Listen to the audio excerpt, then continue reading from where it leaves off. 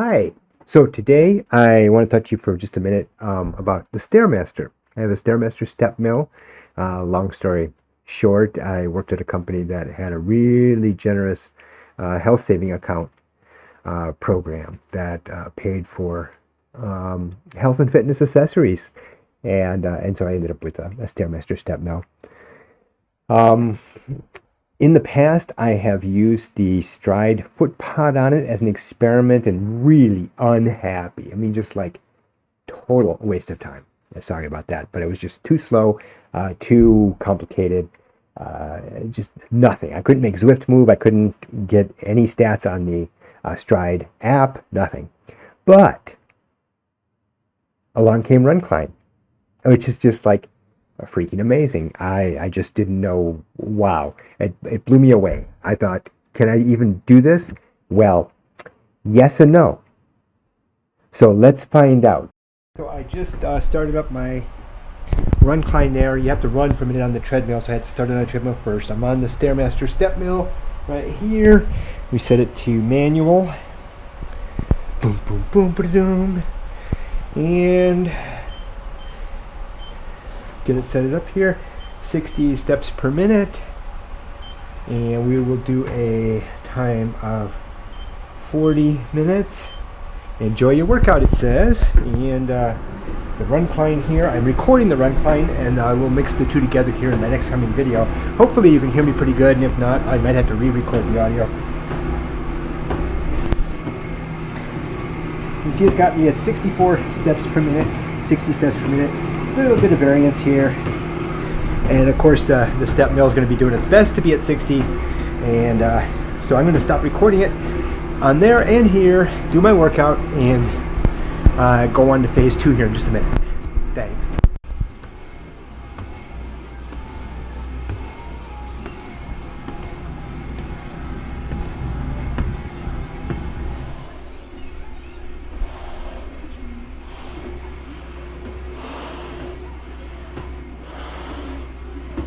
So I'm going to go to my training peaks first.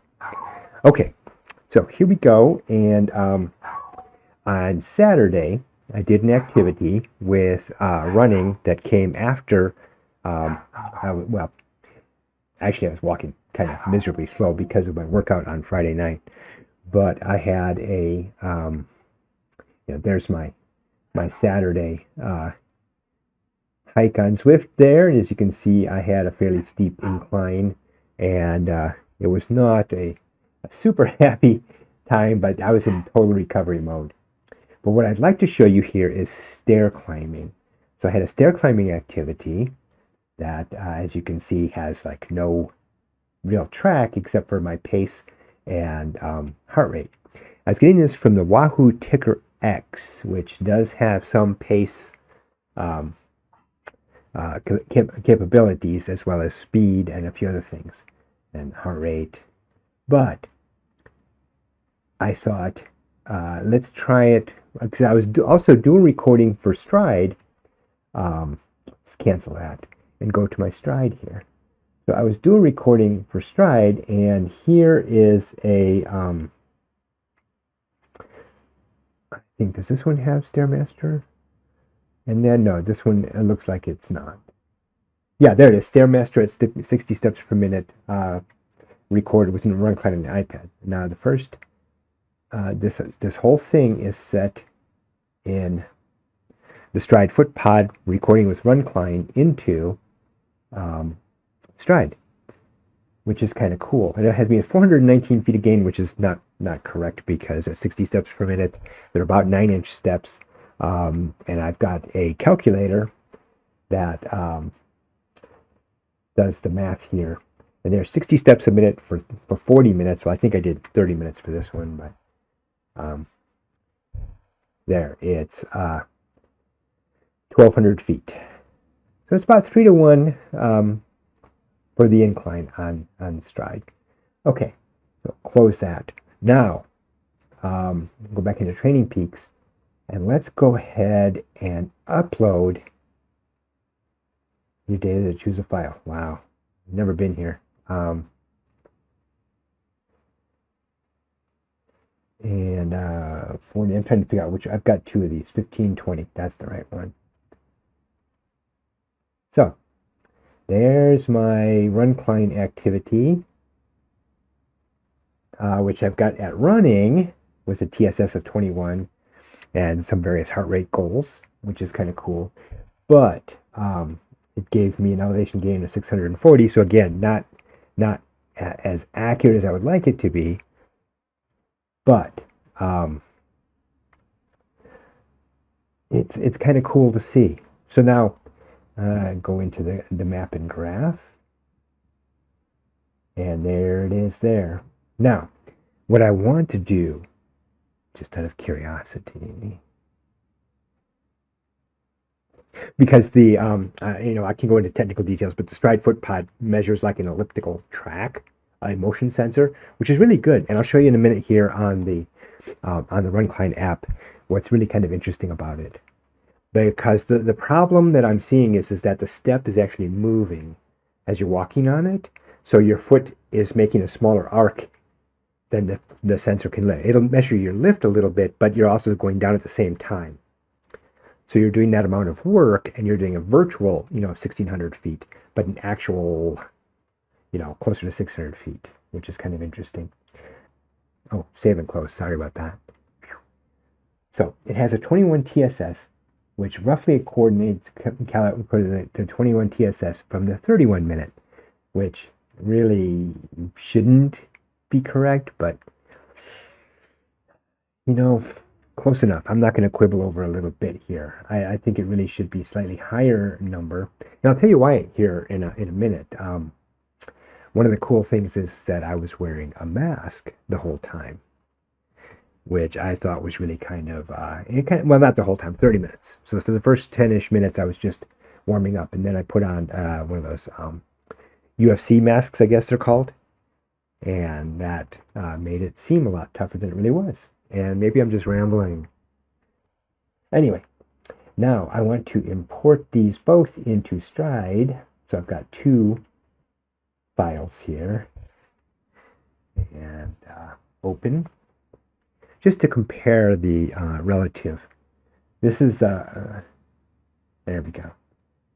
So this one only has an 8 RSS for the Stairmaster here. And it's got 646 feet. So the numbers line up because of the way the Footpod sends, which it was not doing when it was set as Stairmaster, stair stepper. So overall, that's okay. And 23 for the form power. I'm not sure how that relates to other things because I haven't really dug into it yet. So I'm going to close that. And then my afternoon run, so to speak, was 30 minutes, 1.6 miles, 106 miles, 13.7% average grade.